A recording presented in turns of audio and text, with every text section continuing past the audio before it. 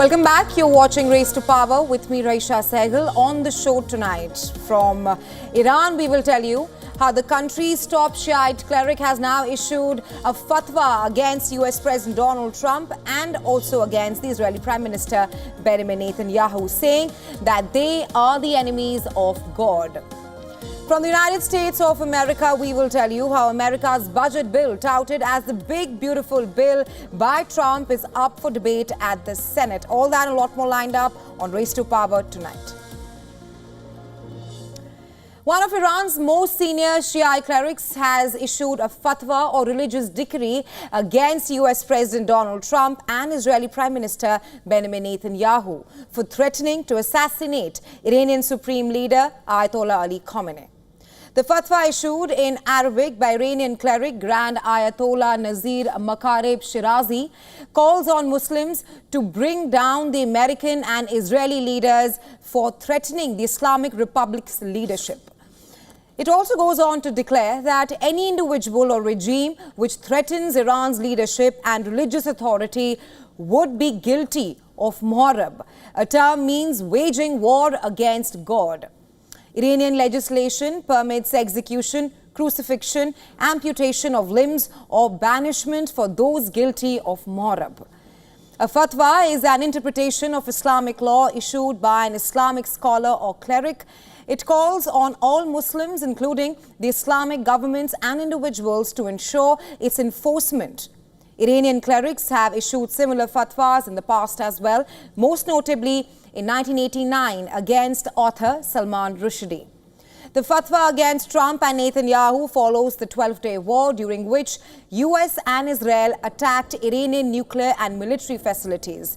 And senior Israeli officials called for assassinating Iranian Supreme Leader Ayatollah Ali Khamenei.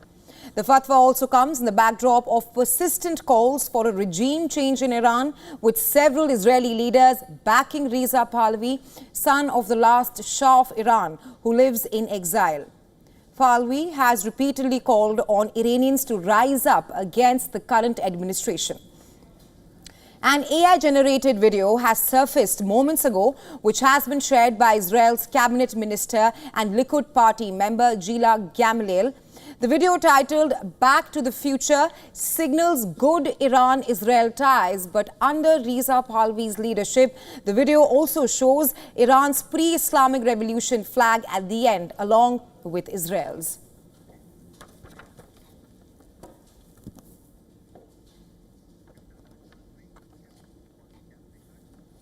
And joining me live on Race to Power from Tehran is Dr. Saeed Imameen, Assistant Professor at Tehran Polytechnic. He's also the founder and former director of the Governance and Policy think tank. Welcome to Race to Power, Dr. Imameen. First up, is there a real possibility of fresh confrontation in West Asia after this fatwa being issued against Trump and Bibi? I would like to, first of all, to contextualize the situation in Iran and in the Islamic world as a whole. You need to understand Iran as a part of the very historical civilization with a very rich background of the culture, very much intertwined and mixed with the Islamic identity, Islamic and Shia identity. And it's not something very much superficial, without any kind of the historical backgrounds to a country like Israel that has just 70 years of the occupational history. In that context, we have a long history of such kind of the fatwas that have been very important in changing the situation in the region. Just the most recent one was the fatwa that was issued by Ayatollah Sistani in 2014 against the radicalization and terrorism called ISIS at the time. And because of that fatwa, the Hashd al-Sha'bi, the popular mobilizational force, was created in Iraq.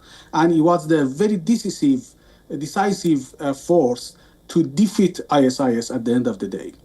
And with regards to the current situation, first of all, everyone knows that it was a war illegal, unprovoked war imposed on Iran by Israel by the support of the US.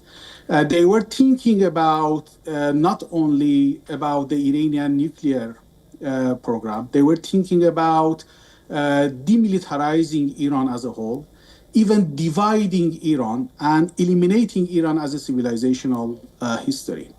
And the regime change was something that they have been talking about for a long time. But everyone knows that at the end of the day, they failed of reaching any of those kind of the targets. And there was the Trumps that asked for a ceasefire. So the kind of the attacking Iranian important cultural figures, including religious figures, including a supreme leader, is something that is not a political attack, is a very much has some kind of the cultural, civilizational connotation on it. And it's not only the Ayatollah Makarem Shirazi that issued such a fatwa. Before that, even within the war, there was Ayatollah Sistani in Iraq that he condemned clearly, publicly, the Israelis' attack, and he very much supported Iranian supreme leader. And then Ayatollah Makarem Shirazi, then Ayatollah Nuri Hamadani. That means the whole Islamic world that is very much is not detached from the Iranian civilization or in some specific perspective and position to condemn not only attacking the sovereignty of the country, threatening the religious and culturally important figures in the country is not a political harm. Is the attack to the Iranian civilization. So it's something very much different, and we need to contextualize the situation and to understand the context that we are talking about. Right. Dr. Imamin, with strong statements coming from Iran and the US, and you've clearly contextualized why the fatwa was announced, do you still see a path forward for talks between both the countries, and on what grounds? Yeah, of course, there is a lot of political interaction. We are living in the world of the politics, but politics has some red lines and some limits. We could talk about everything, but we are not going to threaten existence and the foundation of another society. So in that case, what was very surprising or shocking for the Israelis was the reaction of the Iranian society as a whole for what you call it in your introduction as provocation for regime change. Iranians as a whole, as a society, as a culture, as a civilization, they came together and they came united together against the foreign invasion. It was not something that Israelis could understand because they didn't know about the Iranian society in much deeper way. You look at, for example, you mentioned Pahlavi or someone that they never lived in Iran for several decades.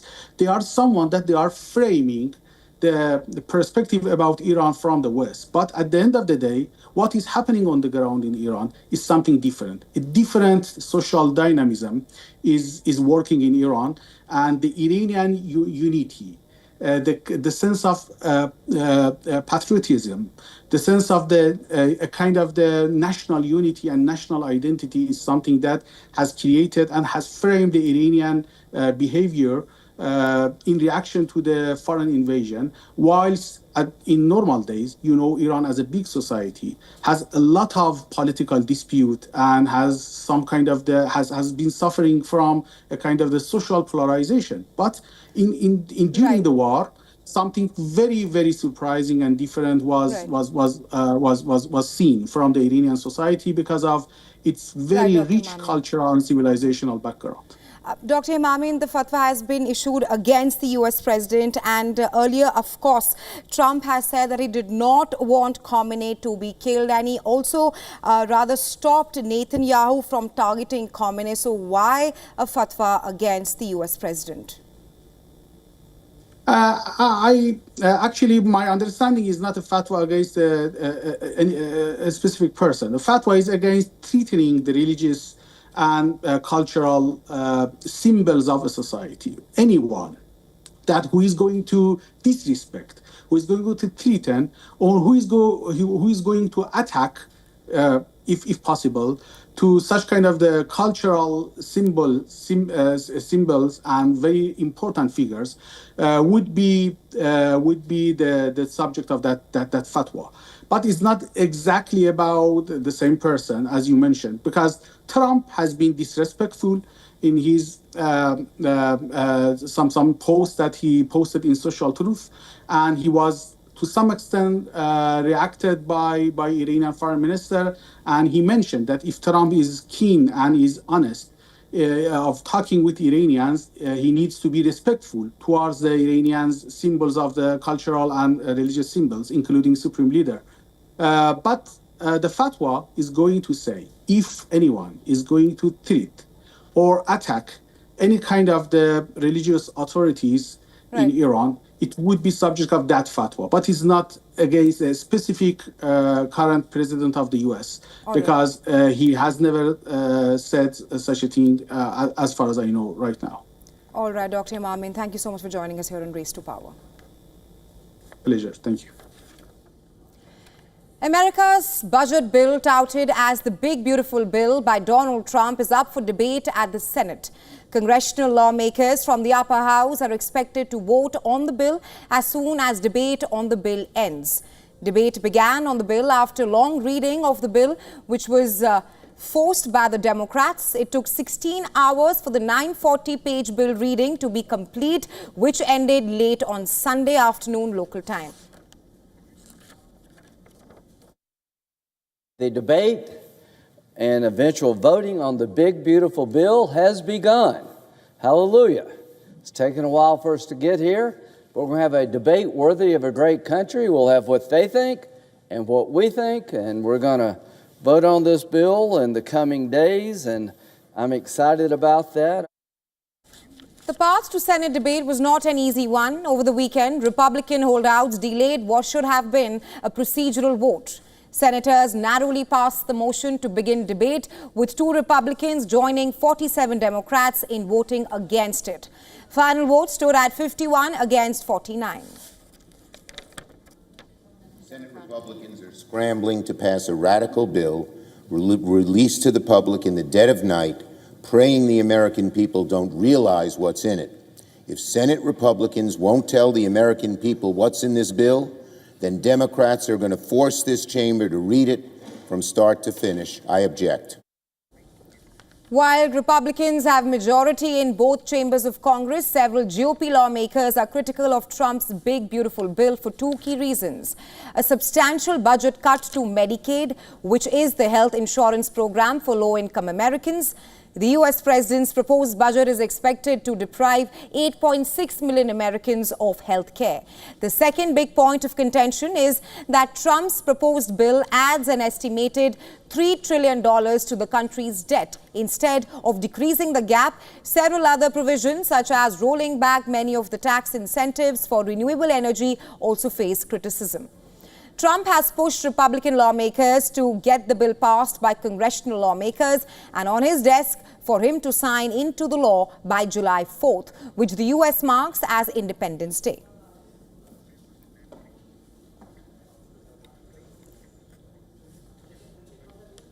Well, tensions between U.S. President Donald Trump and Tesla CEO Elon Musk may have eased, but it still exists. As Senate debates President's big, beautiful budget bill, the tech billionaire has renewed his attacks on U.S. President's major budget legislation. After an open-ended breakup on social media nearly a month ago, Elon Musk and Donald Trump are yet again on collision course. The issue is same, the big, beautiful bill.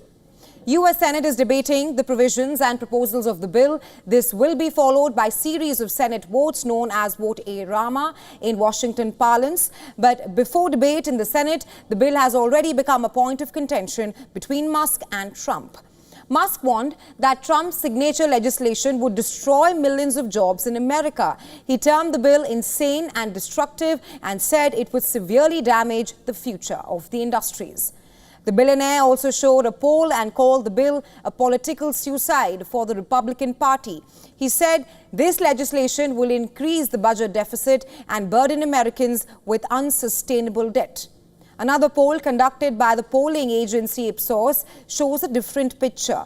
According to this poll, 49% of the Republicans support Trump's bill, but when it comes to the combined voter base, the support for the bill goes down to 23%, with 42% people opposing the bill. Nearly 42% of the respondents in this poll said they oppose the big, beautiful bill. This is not the first time that Musk has clashed with Trump over the bill. On June 3rd, he called the initial draft disgusting abomination and publicly condemned lawmakers who supported it. Despite the backlash, the White House is pressing forward. Trump administration has said that failing to pass the bill would be the ultimate betrayal. The bill will go through reading, debate, amendment, voting and final vote, which is expected to take several days and be sent to the president for signature before July 4th.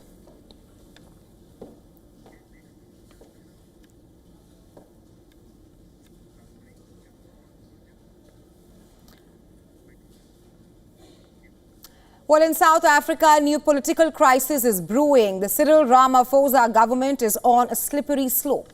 The ruling ANC is feeling the heat from its biggest alliance partner, the Democratic Alliance. The DA is now threatening to bring a motion of no confidence against President Cyril Ramaphosa.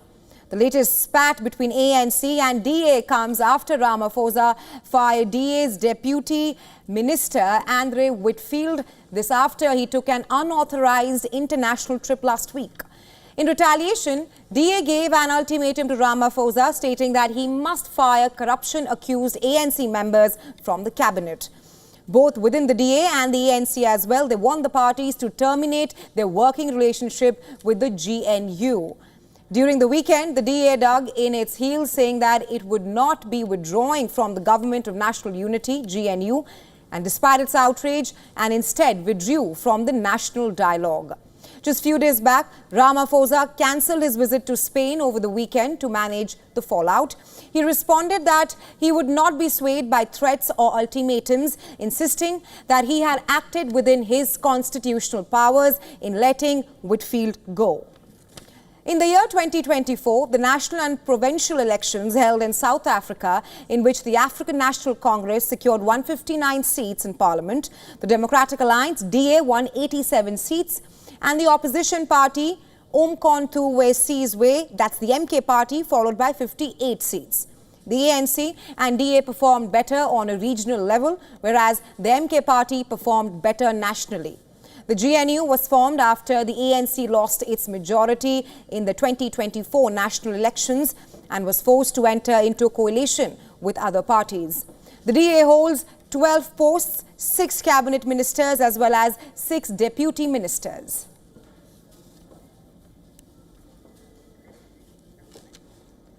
Thank you very much. We may be all seated. Well, a high-stakes legal battle in Turkey is threatening to overturn the leadership of the country's main opposition party. A local court in Ankara has adjourned a controversial graft case that could reverse the election of Republican People's Party leader Özgür Özel and possibly reset the country's political landscape. During a brief session in Ankara, where judges delayed a hearing into alleged vote buying during CHP leadership Congress last year. The case centers on the November 2023 party vote that saw Özgür Özel emerging as a winner. But the allegation of corruption not cast a big shadow on his election. If proven, the case could invalidate the leadership results and even see key CHP figures banned from politics for up to 3 years. That is, if the exact time left for the next presidential election. Among those under threat is jailed Istanbul Mayor Ekrem İmamoğlu, who is widely seen as President Erdogan's biggest political rival. İmamoğlu was removed from office earlier this year following a separate graft probe. His ouster sparked mass demonstrations across Turkey and allegations of a soft coup, which claims the government denies. Özel himself has slammed hearing and called it a politically motivated procedure aimed at stopping the party's rise. CHP has also called for a mass demonstration outside Istanbul City Hall, marking 100 days since Imamoglu's removal. Özgür Özel has vowed a continued resistance against Erdogan. Next hearing in the court is set for September 8th. That means months of uncertainty lie ahead for Turkey's largest opposition party, and the battle for the future of CHP may yet reshape the country's road to 2028.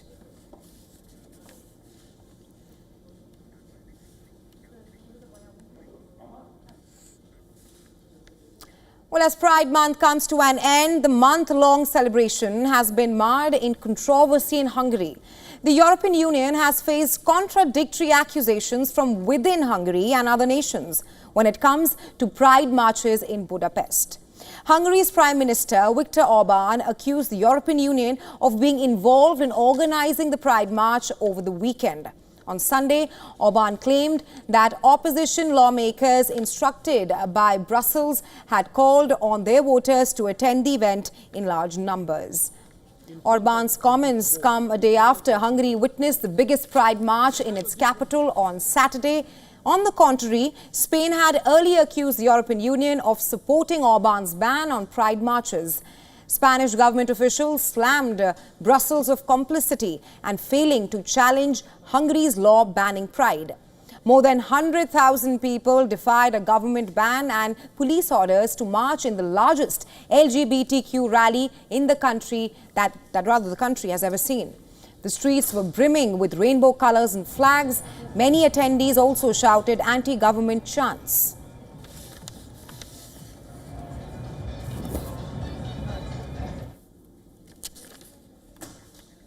The march did have a political undertone to it, given that it was organized by the mayor of Budapest, who hails from the key opposition party. Other leaders who are members of the European Parliament also participated in the Pride rally. The Prime Minister's main political rival, Peter Magyar, took to social media on Saturday's Pride March. President of Hungary's largest opposition party, Tidza Party, Magyar slammed Orban as being unfit to be the Prime Minister of Hungary.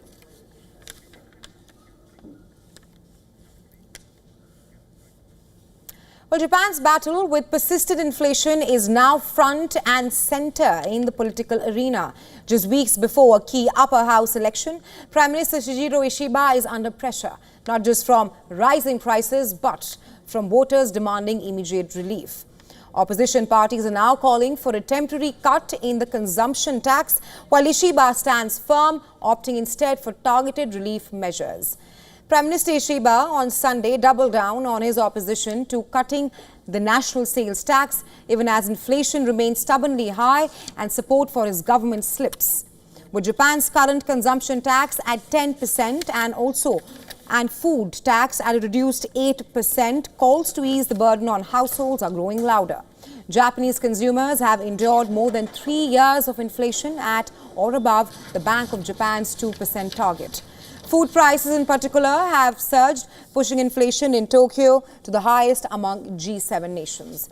In June, inflation in Tokyo slowed for the first time in 4 months, thanks in part to recent government moves to reduce utility and gasoline prices. Speaking at a conference hosted by the Japan Productive Center, Ishiba stressed the need for speedy action, but also warned that any relief must not threaten funding for medical care, elderly care or pensions. Instead of a sales tax cut, Ishiba has proposed direct cash handouts to households most in need. A plan, he says, targets relief more effectively. But opposition leader Yoshihiko Noda is not convinced. Campaigning hard ahead of next month's elections, Noda is pushing to slash the 8% consumption tax on food to 0% for up to 2 years. And the public appears to back him as well. The political cost of inaction is already being felt. Ishiba's ruling coalition suffered a historic defeat in the recent Tokyo metropolitan election, with many voters citing the high cost of living and political scandals as deciding factors.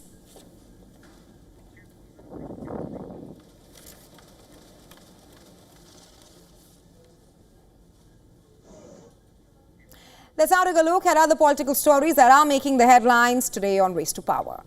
Well, Chile's ruling left-wing coalition has chosen their contestant for the upcoming elections. Janet Jara, who has previously served as a Labour minister, will be the contestant of the left coalition. She will face ultra-conservative Jose Antonio Cast and right-wing representative Evelyn Matthew in the presidential election. Diputados, senadoras y senadores que suban al escenario. Hong Kong's last pro-democracy group, League of Social Democrats, disbands itself. The move comes amid immense political pressure from a 5-year-long national security crackdown, leaving the China-ruled city with no formal pro-democracy opposition presence. The LSD is the third major opposition party to shutter in Hong Kong in the past 2 years. Anti-government demonstrators have yet again rocked Serbia. Thousands of demonstrators took to the streets of Belgrade, demanding an early parliamentary election. Demonstrators are demanding justice for the victims of the canopy collapse in the northern city of Novi Sad later last year. Serbian police were seen removing the street blockades while several dozen demonstrators raised their hands in the air and chanted anti-government slogans.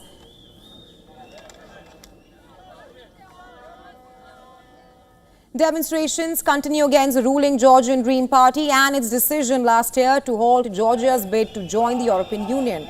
Thousands of demonstrators gathered in front of the Georgian parliament. The demonstrators who gathered daily in the capital Tbilisi claim that the vote on October 26th that handed Georgian Dream another term in power was not free or fair.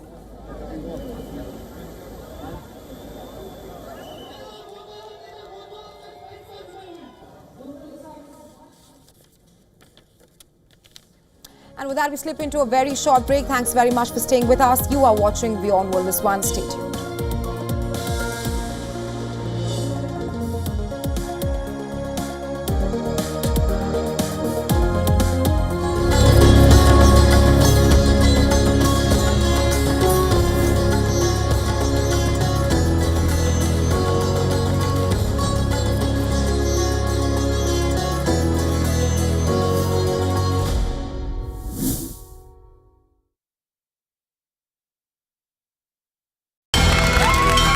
From the bustling trading floors of Wall Street to the vibrant exchanges of Asian stock markets, WION breaks it down for you to make sense of what's happening. As we reveal the key factors behind events, strategic battles, and the game-changing business decisions that shape the world. We bring you all of this and more on World Business Watch. WION Health Resort is unique, the only one of its kind. Experience the 4 paths of natural wellness: yoga, Ayurveda, acupuncture, and naturopathy. Each uniquely customized program improves the whole person to make every person whole. Come to WION Health Resort. Make your reservation at yowon.com. WION, India's global voice, the channel that brings you the biggest stories from across the world through India's lens. Now available in more than 190 countries worldwide, because we believe that the world is one. Watch us in Africa, Europe, USA and Canada, South America, Asia Pacific, Middle East and North African regions. Also available on these digital platforms across the world. WION, World is One. To bring the benefits of the Subhash Chandra Show to your educational institution, teachers and students, send an invitation to Juhi Jha at juhi@such.org.in.